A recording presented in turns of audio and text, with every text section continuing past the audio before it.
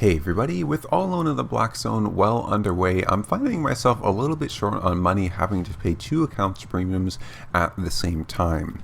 I'm currently at around 33 mil here, which is good, but it will very quickly run out if I have to pay two accounts premiums. This accounts premium is coming to an end in around a month, and I usually buy around 3 months at a time, so that's around 23, 24 mil, as well as the premium for the All Alone in the Black Zone account is going to be quite a lot of money, putting me under 5 mil or so. It's going to be very close, so I want to make sure I get enough money so that I can pay both those premiums, and the faction update is coming out soon as well, so I want to have enough money to int some sets into faction, because I know faction is a big fun content but a waste of money. Usually I do solo dungeons, but right now I still have 38 mil fame credits from last solo dungeon video, so I don't think I want to do solo dungeons. I'm probably going to do something a little more exciting than those, because I've done so much of those I don't really need to do them. So instead, I'm going to look for some more fun ways to make money. My ultimate goal is around 50 million silver, so I'm going to have to make around 17 mil from my current amount. Okay, so the first way that I want to start to make money is to invest some of the silver that I have into the market. And the way that I like doing this is through gambling. So in every town there's an artifact foundry here, and one of the options in the artifact foundry is melding. And with melding, essentially you trade in some runes or relics or souls or whatever, and it puts them in, and you get a random artifact in return based on which option you choose here. So pretty much if the average cost of, let's say this souls here, is less than the average cost of the average artifact that you get out of this, then you're going to be making money doing this. And this is one of the ways that I found is very, very good money making. I'm actually a little bit worried about showing this, because not many people can do it, because some of the artifacts don't sell very fast, and it can be quite good money. At one point I was making like 8 to 9 mil a week per city doing this. It was very, very beneficial before. I haven't tested it recently, so I'm going to go and compare the prices and see if it's still good money. I'm thinking it probably will be. I'm going to test some different ones like shards, the Albion shards, and probably souls, and see if it's good money. And if it is, I'll invest some money into it, and hopefully we can make some good money with it. So I'm going to go update the prices and then see what kind of money we're looking at.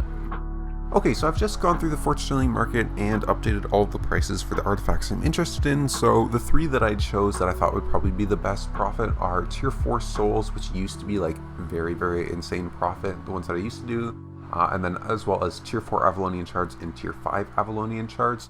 So here I have just all the prices of the artifacts. What we really care about is this on the side here, so mostly just the silver ratio. This tells me how much silver I get back on average for every silver that I put into buying, for example, tier 4 souls here. So if I buy 36 tier 4 souls and I meld them into a random artifact, on average I'll get a 44.8% increase on that silver that I put into it. And then for tier 4 Ava shards it's 13.5, and tier 5 Ava shards it's 24%. So I think I'm definitely going to do tier 4 souls, and I think I'll also invest a little bit into tier 5 Ava shards, see how that is as well. So I'm going to go start up some buy orders, and hopefully we can get some good profits out of it. So I ended up setting buy orders for around 800k worth of tier 4 souls in Fort Sterling, as well as around 1.7 mil, and then tier 5 Ava shards, and then moved to Limhurst and did another patch of souls there for around 800k. Okay, the next thing I want to do is get better at using my focus, because I'm very bad at using my focus. I'm like almost always at 30,000 focus, and that's just like a waste of money. Now I don't really know what to use my focus on, so I think I'm just going to do carrots, because it's like very easy and very quick and is always a profit. No matter what you do, you can't mess up carrots. If you use focus on them, you'll always make money, and so I think that's just a nice sort of like quick easy thing that I can do daily, rather than having to figure out like what's the best thing to craft and all of that. I'm just going to do a carrot run every day with these two farm plots, and hopefully at least get some value out of my focus.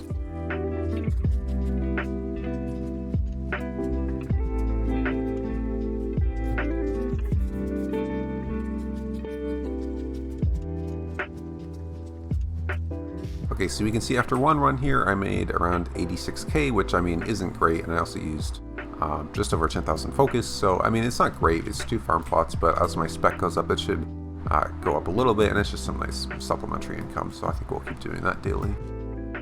Okay, so I also want to take a little bit more of an active role in money making, and so I think I'm going to do some Ava road roaming.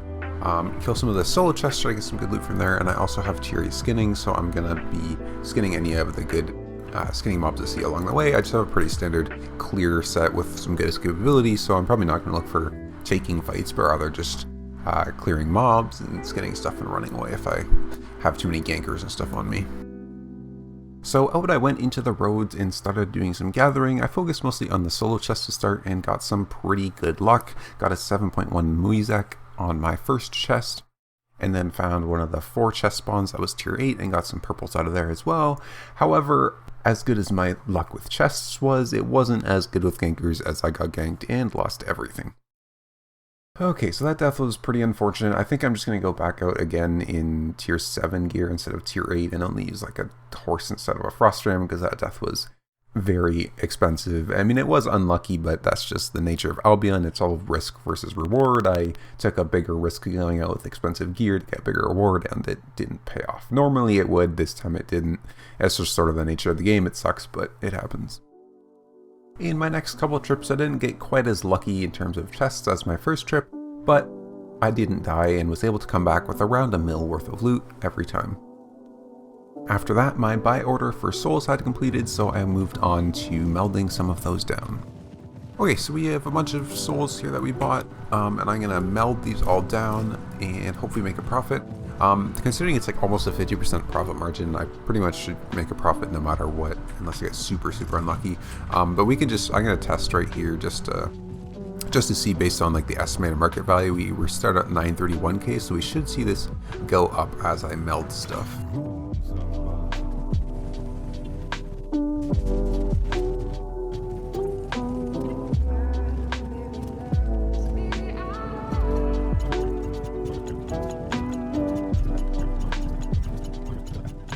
Okay, so that is all of them, and it looks like my inventory is now worth right around 1.4 mil, so we made just shy of 500k according to the average market price.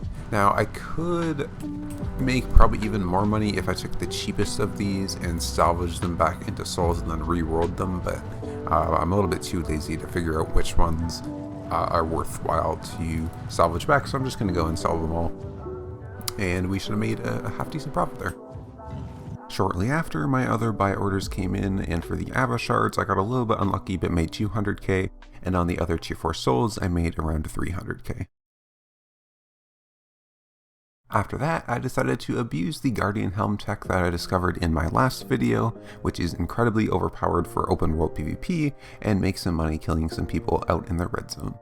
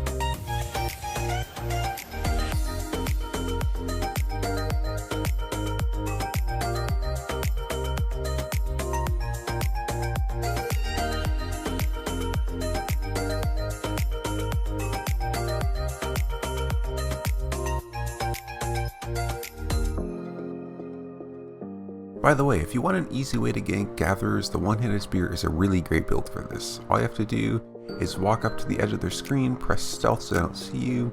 Once your stealth ends, dash into range, cue them so they can't get on their mount, and then cripple when they try to speed up, and then they have nothing left to escape, and you can just wail on them until they die.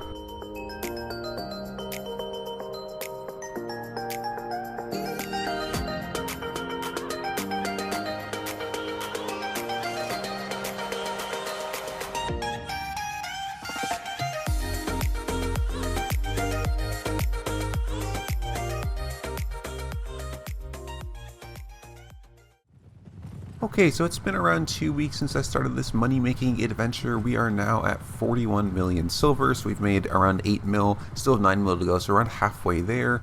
Although I think I'm going to end the video at this point and set it into 2 parts just because it will get really long otherwise. Unfortunately, progress is a little bit slower than I was hoping, although we've been very busy with CVZs the past week and I've lost a fair amount of money in those, so it's decreasing on my profits a little bit, but that's okay.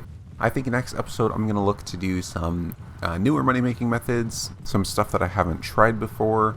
The faction update isn't too far away, so it will probably be out before the next video, so I might try some faction money making methods after the update drops. We'll see, but anyways, that's it for this one, guys. Thank you so much for watching, and I will see you in part 2.